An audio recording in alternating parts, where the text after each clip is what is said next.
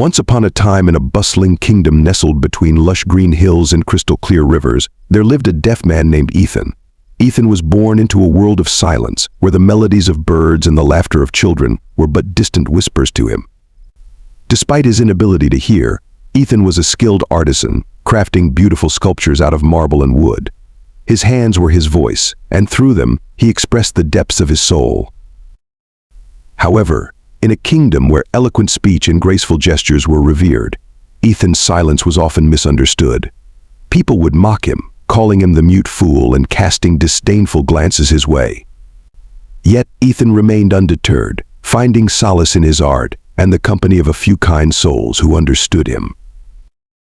One fateful day, news spread throughout the kingdom of a mysterious illness that had befallen the king. Desperate for a cure, the king's advisors searched far and wide for a remedy, but none could be found. It seemed that the king's fate was sealed, and with heavy hearts, the people resigned themselves to the inevitable. But Ethan, with his keen eyes and perceptive nature, noticed something others did not. As he observed the king from afar, he discerned the subtle signs of the illness and realized that he could help. Gathering his courage, Ethan approached the palace gates, his sculptures in tow, hoping for a chance to offer his assistance. At first, the guards scoffed at him, dismissing him as a mere commoner unworthy of the king's attention. However, Ethan persisted, refusing to be turned away. Intrigued by his determination, the guards relented and allowed him an audience with the king. In the grand hall of the palace, Ethan knelt before the king, his hands moving with grace and precision as he sculpted the likeness of the monarch from memory. Though he could not hear the king's voice, Ethan could sense the gravity of the situation, the weight of the kingdom's hopes resting upon his shoulders. Days turned into weeks as Ethan worked tirelessly, his fingers caressing the marble with a tenderness born of empathy. And finally, the day of reckoning arrived.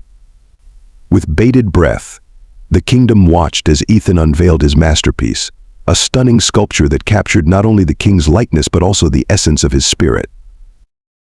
To the amazement of all, the king's health began to improve almost immediately. With each passing day, the color returned to his cheeks and the strength to his limbs. The kingdom rejoiced, celebrating Ethan as a hero and showering him with praise and gratitude.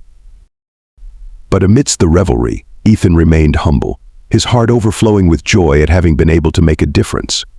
And as he looked upon the king, he saw not a ruler, but a fellow human being, flawed and vulnerable like himself.